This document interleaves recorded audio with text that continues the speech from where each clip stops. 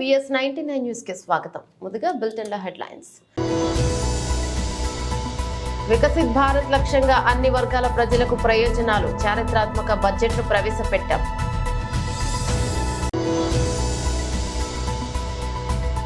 హైదరాబాద్ లో ఏపీ పోలీసుల గంజాయి దందా.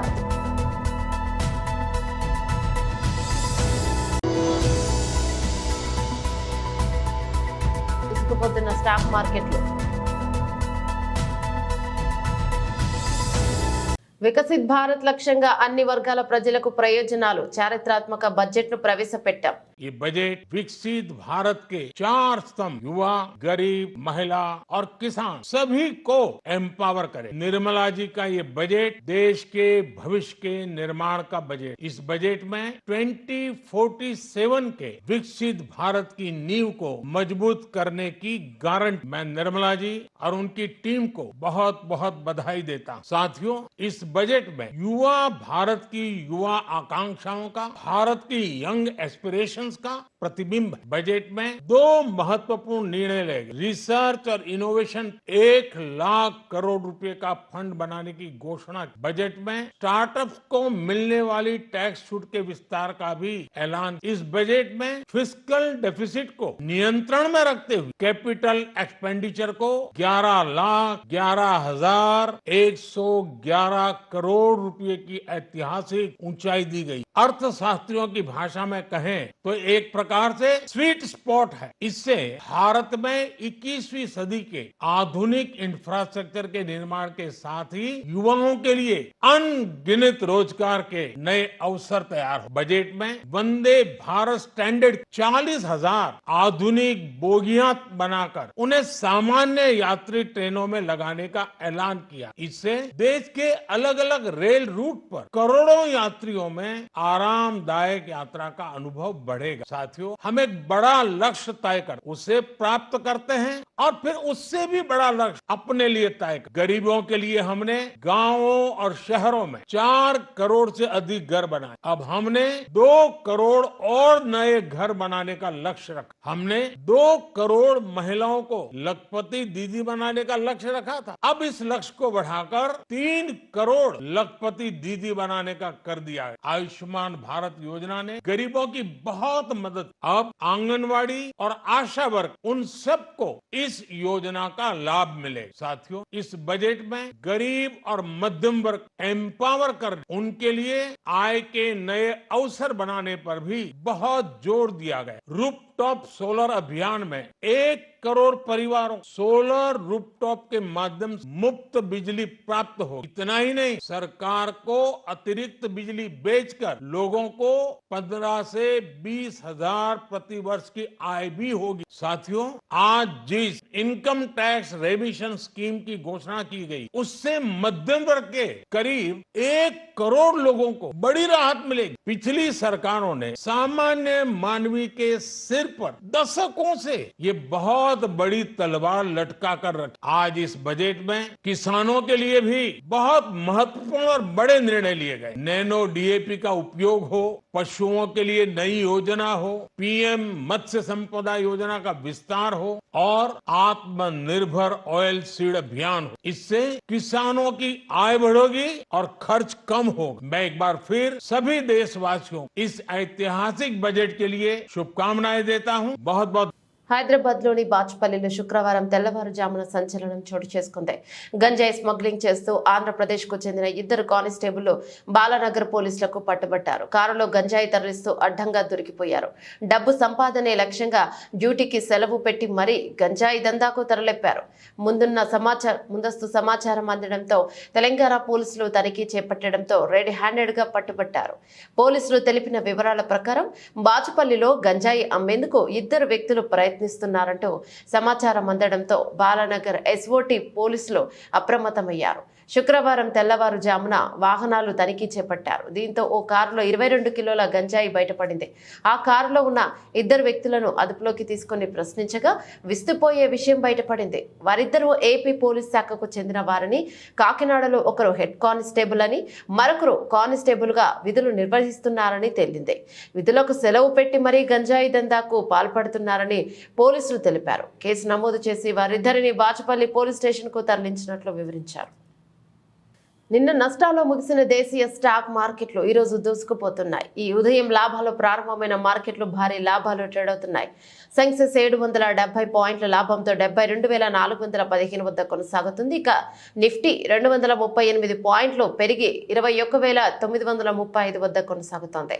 అన్ని సూచీలు లాభాల్లోనే ఉన్నాయి. ఇన్స్ట్రా oil and gas, energy, realty సూచీలు 2% పైగా లాభాలు కొనసాగుతున్నాయి. BSE సెన్సెక్స్ లో మారుతి, టైటాన్, హిందుస్థాన్ యూనిలివర్ మినహా అన్ని స్టాకులు లాభాల్లో ఉన్నాయి. పవర్ గ్రిడ్ కార్పొరేషన్, ఇన్ఫోసిస్ షేర్లు 2% పైగా, tech Mahindra, ICICI bank, TCS, Tata steel కంపెనీల షేర్లు 1.5% పైగా లాభాలను నమోదు చేస్తాయి. అమెరికా మార్కెట్లు లాభాలతో ముగియడం, ఆసియా పసిఫిక్ ప్రధాన మార్కెట్లు సానుకూలంగా ట్రేడ్ అవుతుండడం మన ఇన్వెస్టర్ల సెంటిమెంట్ ను బలపరిచింది. దీంతో మదుపరులు కొనుగోళ్లకు మొగ్గు చూపుతున్నారు.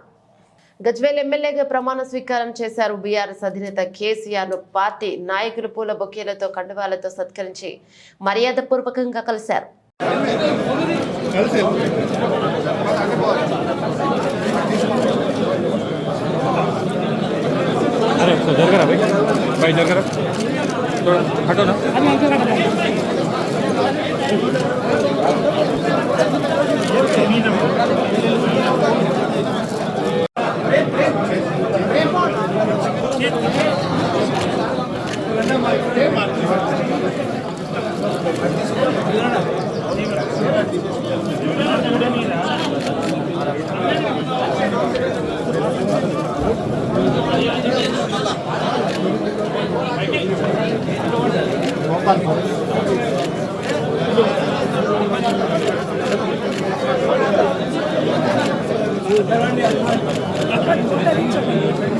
అట్లెళ్ళండి మీరు అట్లెళ్ళండి అమ్మా.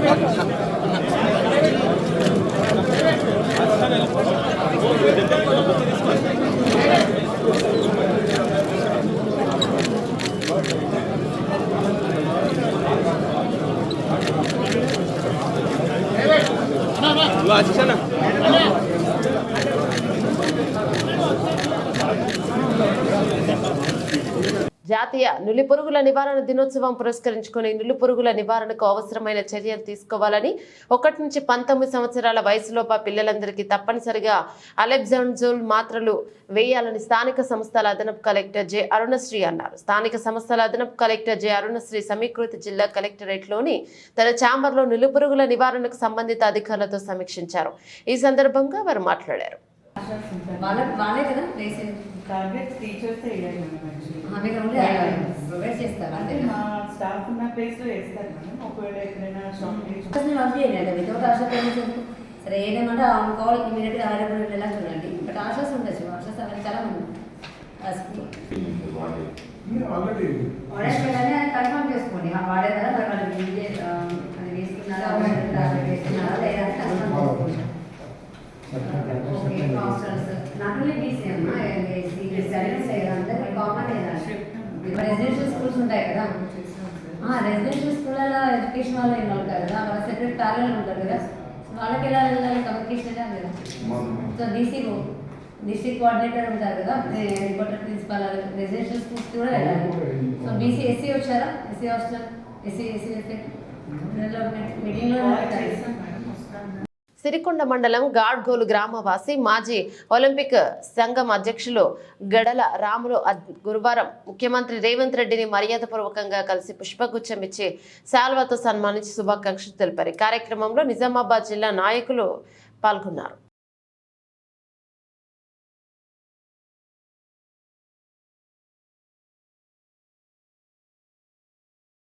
గుంటూరు నగరంలోని బృందావన్ గార్డెన్స్ నందు గల ఎన్టీఆర్ క్రీడా ప్రాంగణం నందు జిల్లా స్థాయి ఆడుదాం ఆంధ్ర ఆటల పోటీల ప్రారంభోత్సవ కార్యక్రమంలో ముఖ్య అతిథిగా పాల్గొని క్రీడాకారులను ఉద్దేశించి మాట్లాడి క్రీడా జ్యోతిని వెలిగించి ఉమ్మడి గుంటూరు జిల్లా పరిషత్ చైర్పర్సన్ శ్రీమతి కత్తెర హైని క్రిస్టినా ఈ సందర్భంగా మాట్లాడుతూ రాష్ట్ర వ్యాప్తంగా యువతలో క్రీడా నైపుణ్యాన్ని వెలికితీసి వారికి తగిన గుర్తింపునిచ్చేందుకు గౌరవ ముఖ్యమంత్రి వర్యులు వైఎస్ జగన్మోహన్ రెడ్డి గారు ఎంతో ప్రతిష్టాత్మకంగా ప్రారంభించిన ఆడుదాం ఆంధ్ర క్రీడల్లో పాల్గొని గ్రామ స్థాయి నుండి మండల స్థాయి నుండి జిల్లా స్థాయి దాకా వచ్చిన ప్రతి ఒక్కరిని అభినందించారు. ఈ జిల్లా స్థాయి నుండి మీరు రాష్ట్ర స్థాయిలో మరియు అంతర్జాతీయ స్థాయిలో క్రీడాకారులను మన ఆంధ్రప్రదేశ్ రాష్ట్రం తరపున ప్రతిభ కనపరచాలని తెలియజేశారు. ఈ కార్యక్రమంలో గుంటూరు జిల్లా కలెక్టర్ ఎం వేణుగోపాల్ రెడ్డి గారు, మేయర్ కాబట్టి శివనాగ మనోహర్ నాయుడు గారు, ఎమ్మెల్సీ మరియు శాసన మండలి విప్ లేల అపిరెడ్డి మరియు ఎమ్మెల్యే మహమ్మద్ ముస్తాఫ్ గారు, జేసీ రాజకుమారి, నగర కమిషనర్ కీర్తి చెక్కూరి, రాష్ట్ర గ్రంథాలయాల పరిషత్ చైర్మన్ మందపాటి శేషగిరిరావు, వివిధ కార్పొరేషన్ల చైర్మన్లు, డైరెక్టర్లు, కార్పొరేటర్లు, శాప్ అధికారులు, వివిధ శాఖల జిల్లా స్థాయి అధికారులు, వైఎస్ఆర్సీపీ నాయకులు, క్రీడాకారులు, క్రీడాభిమానులు పాల్గొన్నారు. సుప్రియ తీసుకుని క్రీడా జ్యోతిని గ్రౌండ్ లో అంతా కూడా తీసుకువెళ్ళడం జరుగుతుంది. అందరూ చప్పట్లతో క్రీడా జ్యోతిని వెలిగించారు. మన ప్రియతమ కలెక్టర్ గారి అధ్యక్షతన విశిష్ట అతిథులందరూ కలిసి అనకాపల్లి జిల్లా కే కోటపాడులో ఈ నెల 5వ తారీఖున మాజీ సీఎం చంద్రబాబు నాయుడు రాకదలురా కార్యక్రమానికి విచ్చేయనున్నారు. ఈ నేపథ్యంలో ఈ రోజు కే కోటపాడు మండలం కిత్తాడాలో టీడీపీ జిల్లా ఇన్ఛార్జీలు మరియు జనసేన ఇన్ఛార్జీలు పెద్దలు కార్యకర్తలు విస్తృత స్థాయి సమావేశం నిర్వహించారు. సభా ప్రాంగణం స్థల పరిశీలన చేశారు.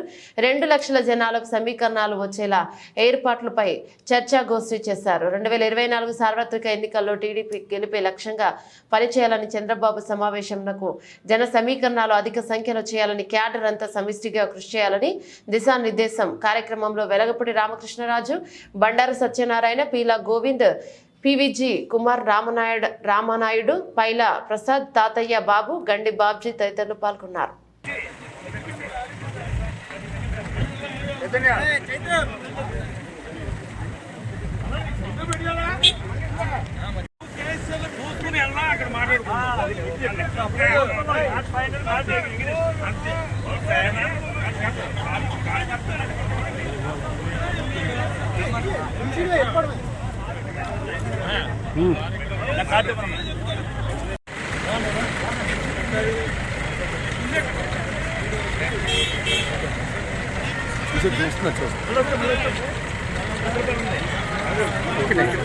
నాయకులు, జనసేన నాయకులు సరే ఆ రూమ్ లో రావాల్సిందిగా కోరుతున్నాం. పరిశీలన దగ్గరికి వెళ్దాం.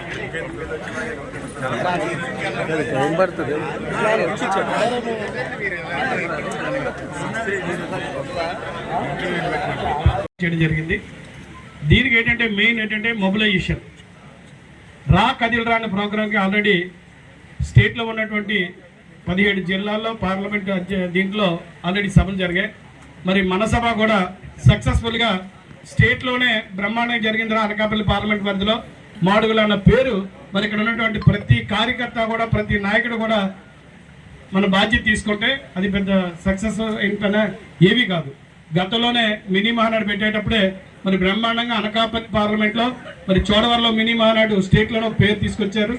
అదేవిధంగా మరి ఈ రా కదిల్రా ప్రోగ్రాం కూడా అనకాపల్లి పార్లమెంట్లో ఉన్న మాడుగుల్లో మరి ఇక్కడ ఉన్నటువంటి అందరూ కూడా కష్టపడి పనిచేసి మరి ఆ రోజు తెలుగుదేశం ఒక్క కేడర్ చేసాం. ఈ రోజు అలా కాదు, తెలుగుదేశం జనసేన మరి ఇద్దరు కలిసి ఈ కార్యక్రమాన్ని బ్రహ్మాండంగా సక్సెస్ చేస్తే ఈ అనకాపల్లి పార్లమెంట్లో 7 నియోజకవర్గాల ఎమ్మెల్యేలు కానీ ఎంపీ కానీ కూడా ఇంకా తిరగలేదు. ఆ రోజు వన్ సైడ్ డిసైడ్ అన్న పరిస్థితి తీసుకురావాలి.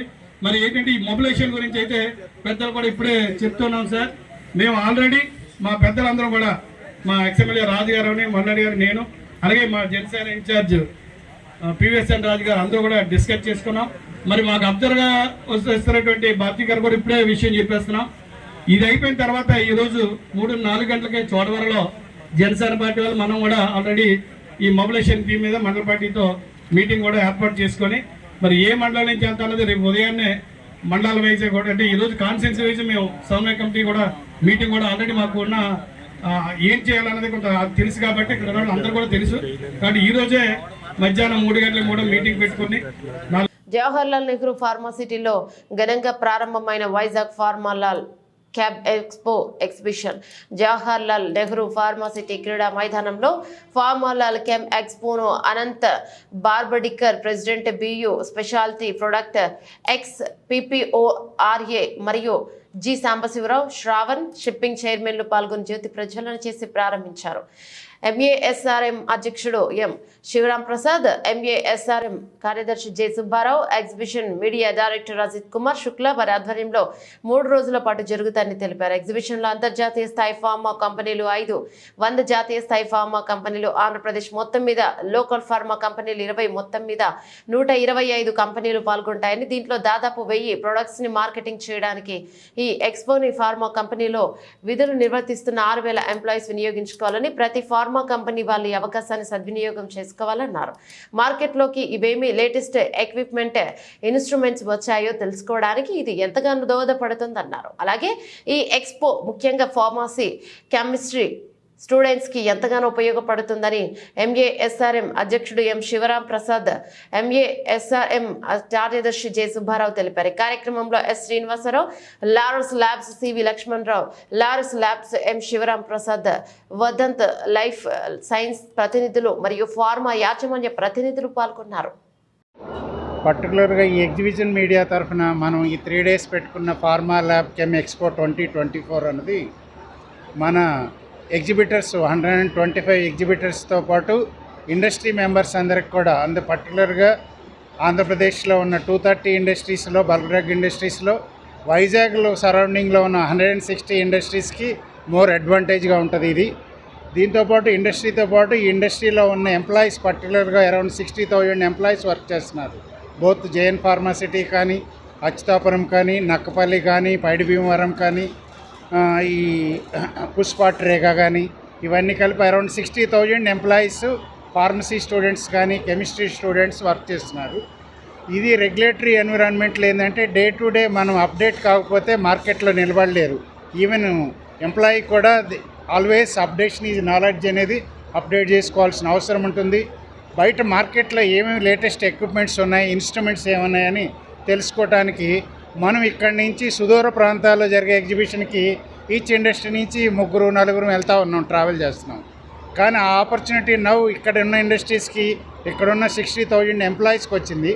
ఆ ఎంప్లాయీస్ అందరూ యూటిలైజ్ చేసుకొని దీన్ని, ఈ ఆపర్చునిటీస్ని డెఫినెట్గా ఇండస్ట్రీకి బెనిఫిట్ చేసిన వాళ్ళు అవుతారు. రెగ్యులేటరీ కాన్సెప్ట్స్లో క్వాలిటీని హయ్యర్ లెవెల్లో ఉంచుతారు. ఎందుకంటే ఇండియన్ బల్క్ డ్రగ్ ఇండస్ట్రీలో ఈ క్వాలిటీ అనేది మనం 99% ఎప్పుడు కూడా హైయెస్ట్ లెవెల్లోనే ఉంటాం. 1 or 2 ఇన్సిడెంట్స్ ఏం చేస్తాయంటే టోటల్ ఫార్మాని దెబ్బతీస్తాయి కాబట్టి మార్కెట్ని. అటువంటి ఇన్సిడెంట్స్ కూడా 0 ఇన్సిడెంట్స్, పర్టికులర్గా రెగ్యులేటరీ కాన్సెప్ట్స్లో ఇన్సిడెంట్స్ అనేవి లేకుండా ఉంటే ఇండియన్ మార్కెట్కి మంచి పొటెన్షియల్ ఉంది. వరల్డ్ వైజ్గా మన యొక్క ప్రొడక్ట్స్కి మంచి డిమాండ్ కూడా ఉంది. అంటే ఆ రెగ్యులేటరీ స్టాండర్డ్స్ మెయింటైన్ చేస్తున్నాం కాబట్టి ఆ లెవెల్ ఆఫ్ ప్రొడక్ట్స్ మనకు ఆపర్చునిటీ వచ్చింది. నాట్ ఓన్లీ ది 60,000 పీపుల్ ఎంప్లాయీసే కాదు, ఇండస్ట్రీస్, ఎగ్జిబిటర్స్తో పాటు అప్కమింగ్ ఇండస్ట్రీస్, అంటే పర్టికులర్గా అప్కమింగ్ ఎంప్లాయీస్ ఇన్ ఇండస్ట్రీ అంటే ఎవరు వస్తారు నెక్స్ట్ వచ్చేటప్పటికి స్టూడెంట్స్. ఇప్పుడున్న స్టూడెంట్స్ నెక్స్ట్ 3-4 to 5 yearsలో ఇండస్ట్రీలో నెక్స్ట్ ఎంప్లాయీ కింద తయారవ్వాలంటే వాళ్ళకి కూడా ఈ ఆపర్చునిటీని వాడుకోవడానికి వీలుగా we are communicating to all universities and పర్టికులర్గా pharmacy, chemistry and chemical engineering ఉన్న బ్యాక్గ్రౌండ్ ఉన్న స్టూడెంట్స్ అందరిని కూడా ఈ ఆపర్చునిటీని యూటిలైజ్ చేసుకో ద్వారా ఈ ఎగ్జిబిషన్ ట్రేడ్ షో అనేది సెకండ్ టైం ఇక్కడ జరగటం. ఇదే వెన్యూ 22 అక్టోబర్లో 11th, 12th and 13th conduct చేయడం జరిగింది. కాకపోతే అప్పుడు కొద్దిగా వర్షాభావం వల్ల కొద్దిగా ఇబ్బంది ఫేస్ చేశారు. అయినా కూడా ఆర్గనైజర్స్ ఎక్కడా కూడా వెనకాడకుండా దానికి ధీటుగా నిలబడి చాలా సక్సెస్ చేయడం జరిగింది. ఈసారి మొత్తం 125 stalls they have arranged and out of 120, 5 are international, 100 of nationwide and another 20 from the local, our AP state. So what we request through the media and through our mail communications to the institutions as well to send their students and get exposed this facility organized by these organizers. Thank you very much. Thank you. యొక్క నాలెడ్జ్ని enhance చేసుకోగలరని ఆశిస్తూ మాకు ఈ opportunity ఇచ్చిన media vision Ajit Kumar శుక్లాకి plus వాళ్ళ టీంకి అందరికి కూడా ప్రత్యేక అభినందనలు తెలియజేస్తున్నాం. మేము పిలవగానే ఈరోజు వచ్చిన గెస్ట్లకు కానీ చీఫ్ గెస్ట్లకు కూడా ప్రత్యేక ధన్యవాదాలు తెలియజేస్తున్నాం. Plus not only this pharma ఇండస్ట్రీతో పాటు కొన్ని అసోసియేషన్స్ కూడా they are giving the space for us. అంటే ఏపీ ఛాంబర్స్ కానీ, జేఎన్పిసి మ్యానుఫ్యాక్చరర్స్ అసోసియేషన్కి, mutual aid society for risk మిటిగేషన్కి, ఇస్రాయ్ సొసైటీకి, ప్లస్ బ్రహ్మకుమారిస్కి, వీళ్ళందరికీ కూడా ఫ్రీగా స్పేస్ ఇచ్చినందుకు we are giving the special thanks to the Ajit Kumar Shukla for giving the opportunity for the member industries. Now ఫైనల్గా మేము చెప్పేది మీడియా మిత్రులందరికీ కూడా ఈ ఆపర్చునిటీని పబ్లిక్కి తెలియచేసి దట్ నాలెడ్జ్ని షేర్ చేసుకోవడానికి మీ వంతు పాత్రను కూడా మీరు పోషిస్తారని ఆశిస్తూ, మా వల్ల ఏమైనా తప్పులున్నా కూడా మన్నించేసేసి డెఫినెట్గా దీన్ని అందరికీ స్ఫూర్తిదాయకంగా తీసుకెళ్తారని ఆశిస్తూ సెలవు తీసుకున్నాం. Thank you. All our chief guests and our special guest for this show inauguration. We thanks all the media people for coming and visiting our show. The show will be running for 3 days from 1st to 3rd from 11 a.m. to 7 p.m. I request all the visitors to please visit the show and make the show success. Thanks.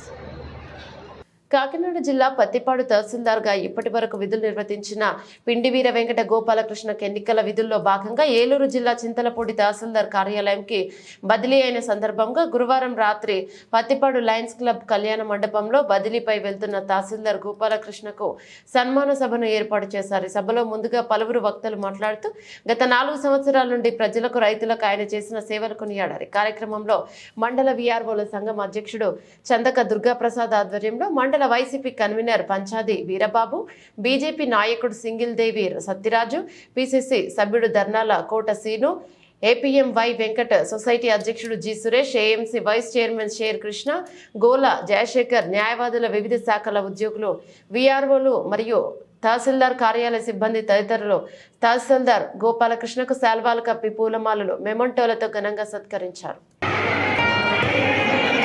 కార్యక్రమానికి ప్రతి ఒక్కరు కూడా చల్లాలని మరి కోరుకుంటున్నామండి.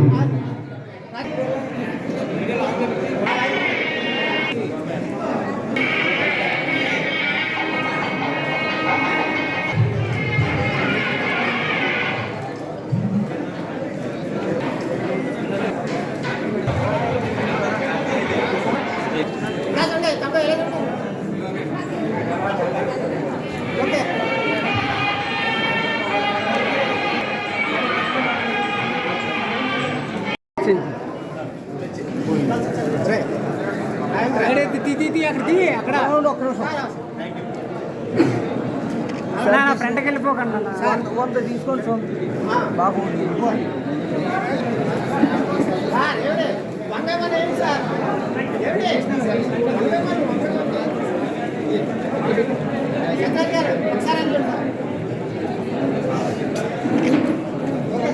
భోజనాలు ready చేయాలి. Sir సన్మానం చేసిన వారు అందరూ భోజనం చేసి వెళ్ళాలి. ఏ ఒక్కరు భోజనం చేయకుండా అలవాటు.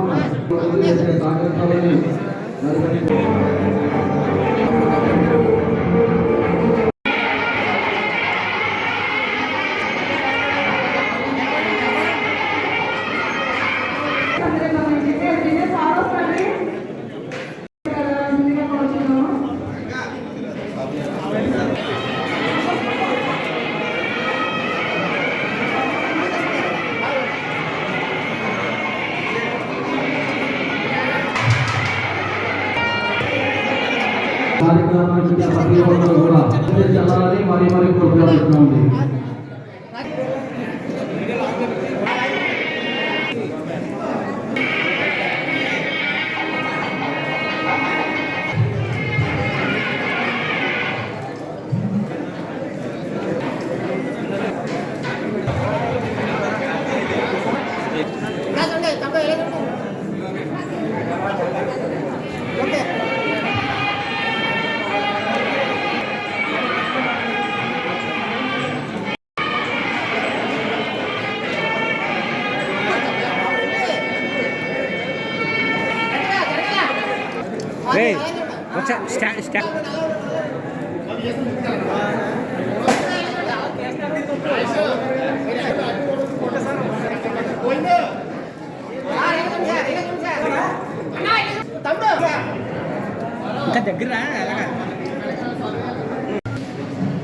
ఆదరణీయులు పూర్వజులు వీరు. నేటి యుద్ధ సమాధి ప్రధానమైనటువంటి తప్పదు. పెద్దలు చెప్పిన ప్రకారంగా ఇంతమంది మండలంలో అందరి చేత మంచి అనిపించుకుని ఎంఆర్ఓ ఉన్నారంటే మనకి పిండి వెంకట గోపాలకృష్ణ గారు.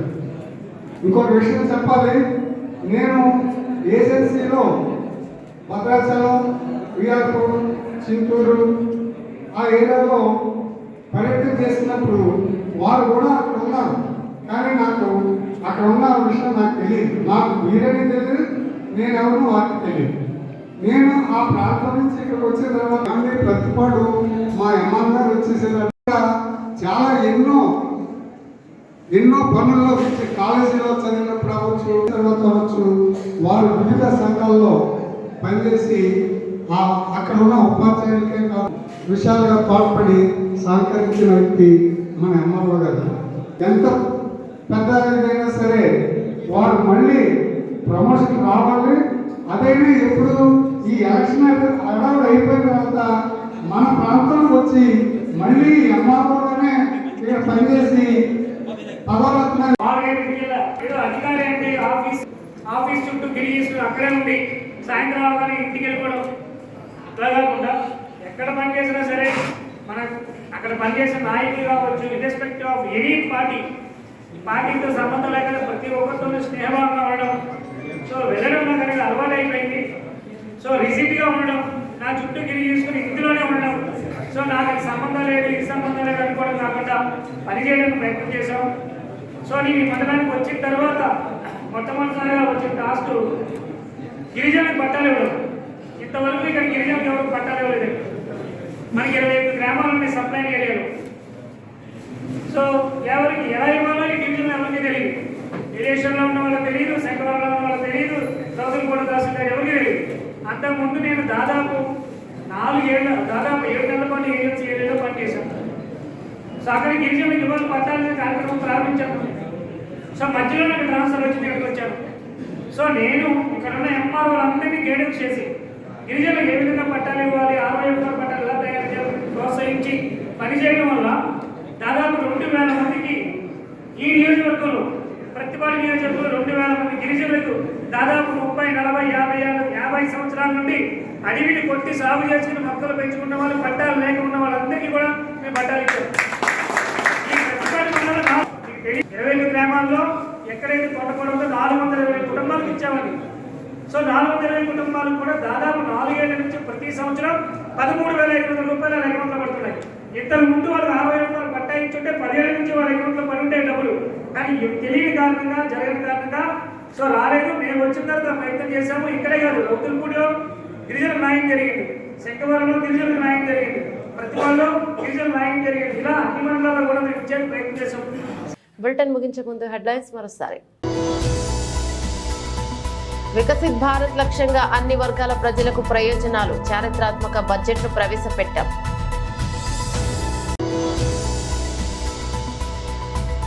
హైదరాబాద్ లో ఏపీ పోలీసుల గంజాయి దందా.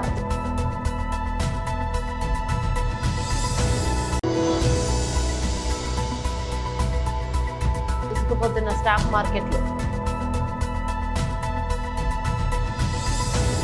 ఇవి బులెటిన్లోని అప్డేట్స్. మరో బులెటిన్ మళ్ళీ కలుసుకుందాం. అంతవరకు సెలవు, నమస్తే.